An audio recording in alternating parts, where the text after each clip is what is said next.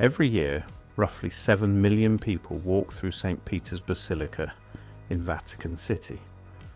They stare up at Michelangelo's dome. They touch the bronze foot of the St. Peter statue worn smooth by centuries of pilgrims. They take photos of the marble floors, listen to the tour guides, and leave believing they saw the Vatican.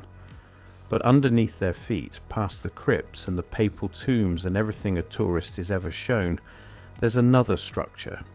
A structure the Vatican has known about for almost 100 years, where the stonework doesn't match, the scale doesn't match, and the timeline doesn't match anything in the official history of Rome. The deeper you go beneath St. Peter's Basilica, the less sense the building makes. Let's walk through what's actually down there. The official story is simple, and you've probably heard it a dozen times. St. Peter's Basilica, the centerpiece of Vatican City, began construction in 1506 under Pope Julius II. The project dragged on for over 100 years. Donato Bramante drew up the original plans. Michelangelo redesigned the dome. Carlo Maderno extended the nave. Gian Lorenzo Bernini finished St. Peter's Square with its famous curved colonnade in the 1600s. According to the church, this basilica was built directly over the tomb of St. Peter, on land that had been a Roman burial ground in the 1st century. The Romans used Vatican Hill as a cemetery because it was outside the city walls. St. Peter was supposedly crucified nearby in the Circus of Nero, buried on the hill, and 1500 years later, the Renaissance church was built to enshrine that tomb. That's the story on every tour, in every guidebook, on every plaque. But the story starts falling apart the moment you look at what's actually underneath. In 1939, Pope Pius XII authorized a secret excavation beneath the basilica. The world was descending into the Second World War. Rome was on edge. And in the middle of all of that, Vatican archaeologists began quietly digging into the foundations of the most famous building in Christianity. The project lasted more than a decade. They went deeper than anyone had gone before, and what they found was never fully released to the public. What we do know is that they uncovered an entire underground necropolis, rows of Roman tombs, pagan shrines, mosaics, sarcophagi, and burial chambers. The Vatican called it the Scavi, the excavations, and today you can book a tour of a small portion of it if you book months in advance. That's the only part they let you see. But archaeologists and independent researchers who've studied the published reports noticed something strange right away. The tombs weren't all from the same period. The styles didn't match. And the deeper layers, the ones closest to the bedrock of Vatican Hill, looked older than anything Roman historians could explain. That's the first mismatch. Walk through the Vatican Scavi tour and you'll see two completely different kinds of construction separated by only a few meters of rock. The upper layers are exactly what you'd expect from Renaissance Rome. Brick arches, quarried stone, fresco fragments, structural work consistent with what Italian builders were doing in the 15 and 1600s. Then you drop down a level, the masonry changes, the blocks get larger. Some of them are cut with precision that doesn't match the tools Roman engineers supposedly had. The mortar pattern changes. The scale of the construction suggests a building meant for something much bigger than a cemetery. In certain sections, the stonework looks closer to the ancient megalithic construction you see at sites like Baalbek in Lebanon or the oldest layers of Cusco in Peru. The blocks in these deeper layers are fitted together with joints so tight that no mortar was used or needed. You can see where the surfaces were ground against each other to create a seal. That's a technique associated with pre-Roman megalithic construction around the world. It takes enormous labor, specialized tools, and a level of engineering knowledge that doesn't show up in Roman training manuals. And yet, Here it is, directly underneath the most famous Catholic church in the world. If the Roman necropolis was built in the 1st century, what exactly was it built on top of? The Vatican's official answer is that Vatican Hill was the site of the Circus of Nero, a Roman chariot stadium where Christians were martyred under Emperor Nero in the 60s. Adi St. Peter, according to tradition, was crucified upside down in this circus. His followers buried him on the hillside, and later generations built shrines over his tomb. That's the narrative. But here's the issue. No one has ever found a clear archaeological footprint of the Circus of Nero in the right location. Modern scholars argue over where it actually stood. Some place it south of the basilica. Others place it partially underneath the building. The best the Vatican can offer is that the obelisk in St. Peter's Square today, the one you've seen in 1,000 photos of the Pope addressing crowds, once stood in that circus and was moved a few hundred meters in the 1500s. So the central proof of St. Peter's martyrdom site is an obelisk, a piece of Egyptian granite that was moved. And that obelisk has its own problem, which we'll get to in a minute. First, let's talk about what else is in the substructure.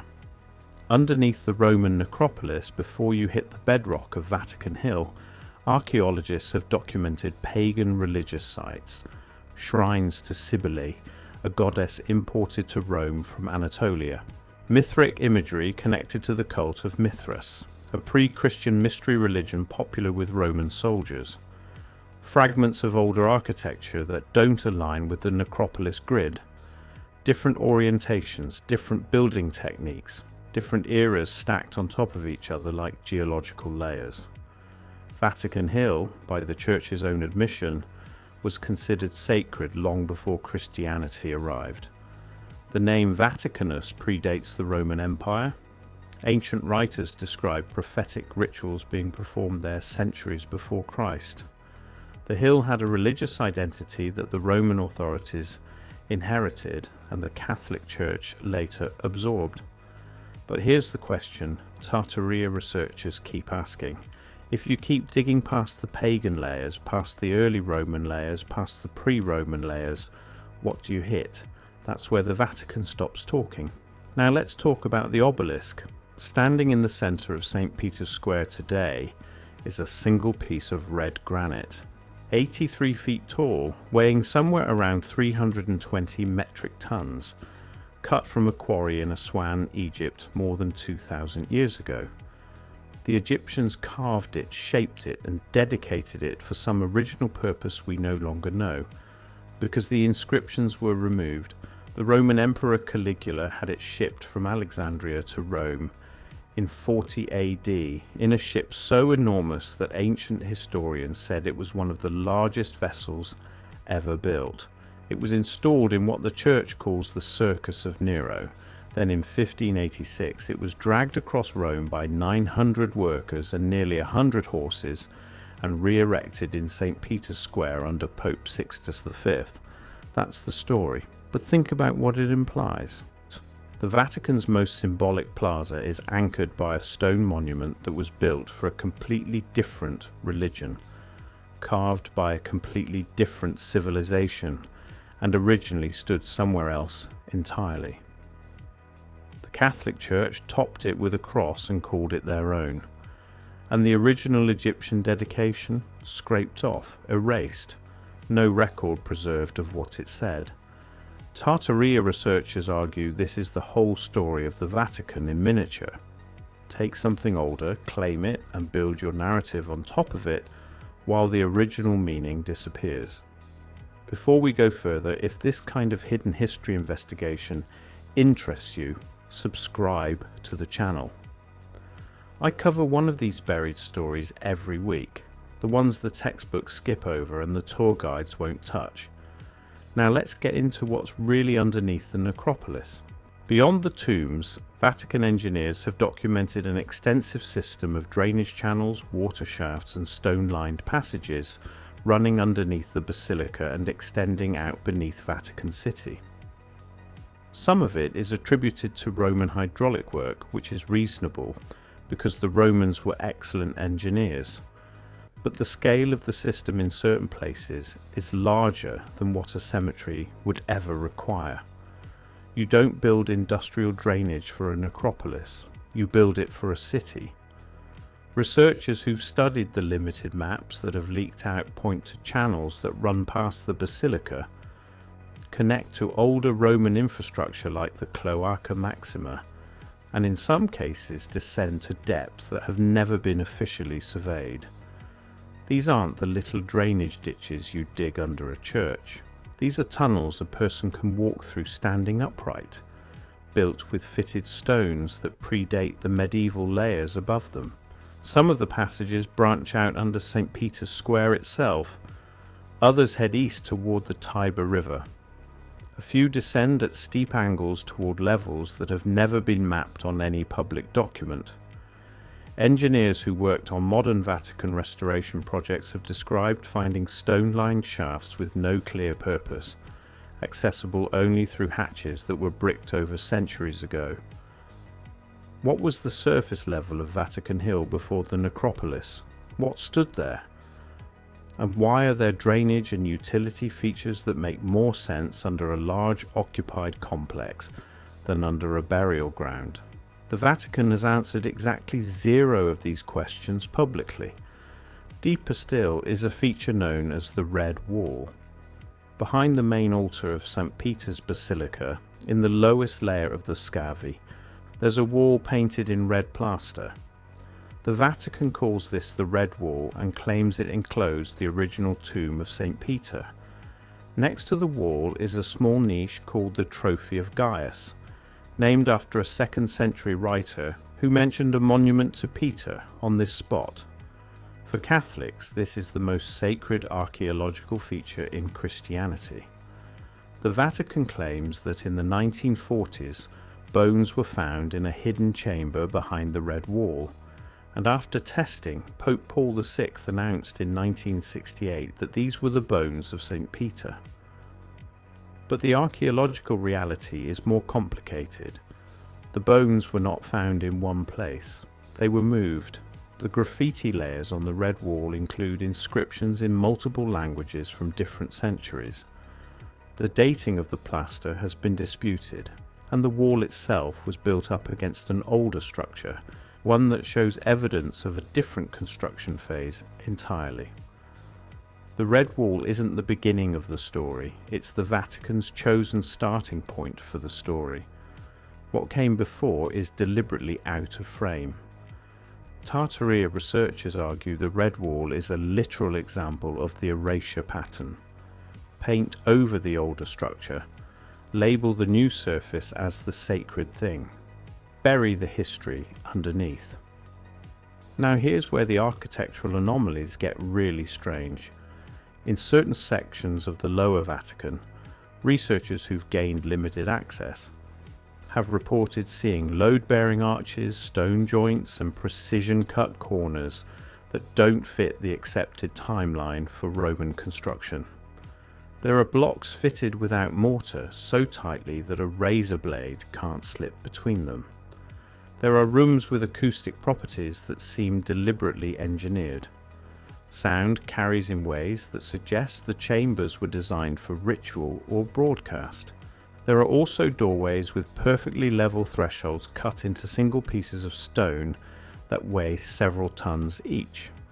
Lintels that span openings wider than Roman construction manuals say was possible. Corner blocks with angles so precise they match modern machine tolerances. You can find similar stonework in Egypt, in the Andes, in parts of the Middle East that predate every known empire. The fact that it's also sitting under the Vatican is something nobody wants to write a paper about. These features don't appear in the tourist section of the Scavi. You won't see them on the Vatican's official tour. They show up in restricted access areas that require special permission, which is almost never granted to outside scholars. One researcher who gained access in the early 2000s described the experience as walking through 2 buildings at once. the Roman layer on top, and something much older underneath, something that was there first, something the Romans had already built around when they began burying their dead on Vatican Hill. This is the pattern Tartaria theorists have been documenting for years. Go to St. Petersburg, go to Washington DC, go to Istanbul, Paris, Delhi, or half a dozen cities in India and Southeast Asia. In almost every major capital, you'll find the same thing. Massive, anomalous structures with architectural features that don't fit the claimed construction date. Foundations that go deeper than they should. Lower floors with stonework that doesn't match the upper floors. Stories about buildings that were constructed in suspiciously short time frames with suspiciously little documentation. Look at the St. Isaac's Cathedral in St. Petersburg, officially built in the 1800s, but the granite columns weigh over 100 tons each, and the official construction records contradict themselves about how they were moved and raised. Look at the older layers under the Hagia Sophia in Istanbul, or the foundations under the Capitol building in Washington DC, or the lower halls under the Red Fort in Delhi. The same pattern appears again and again. An official construction story that sounds clean on the surface, and a lower structure that doesn't match. The Tartaria theory, in its simplest form, says that there was an earlier global civilization, that its buildings were inherited, repurposed, relabeled, and folded into the histories we now accept. That the Vatican isn't an exception to this pattern. It's one of the clearest examples of it. You don't have to believe the whole theory to notice the mismatches, and the Vatican mismatches are some of the most documented in the world precisely because so many serious people have walked through the lower levels and come out confused. Which brings us to what the Vatican still won't show. The Scavi tour, the one a tourist can actually book, covers less than 10% of the documented underground space beneath the basilica. Beyond that, there are sealed chambers, restricted passages, areas that show up on old engineering diagrams and then quietly disappear from newer maps. The Vatican Secret Archives, which were renamed the Apostolic Archive in 2019 to sound less ominous, contain documents about the construction history of the basilica that have never been made public. Some of the sealed chambers are almost certainly just storage. Some are probably crypts the church doesn't want disturbed, that's fair. But the pattern of what's been off limits for decades lines up exactly with the areas where the architectural mismatches are deepest. And the church has given no indication that it plans to ever open them for independent investigation. If the story is as simple as the official narrative claims, why the secrecy? If Vatican Hill is just a Roman cemetery with a basilica on top of it, why do the lower halls look like something from a civilization nobody will name? If the obelisk in St. Peter's Square is Egyptian, the pagan shrines underneath are older than Rome, the hydraulic system serves something bigger than a graveyard, and the masonry at the deepest levels doesn't match any known Roman technology, then what exactly was on Vatican Hill before the Vatican? The tour guides won't tell you, the archives won't release the answer, the lower halls don't match the upper halls, and the church has never explained why.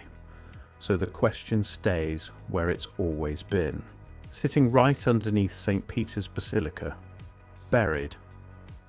If you want to see more investigations like this one, I covered a site even stranger than the Vatican last week.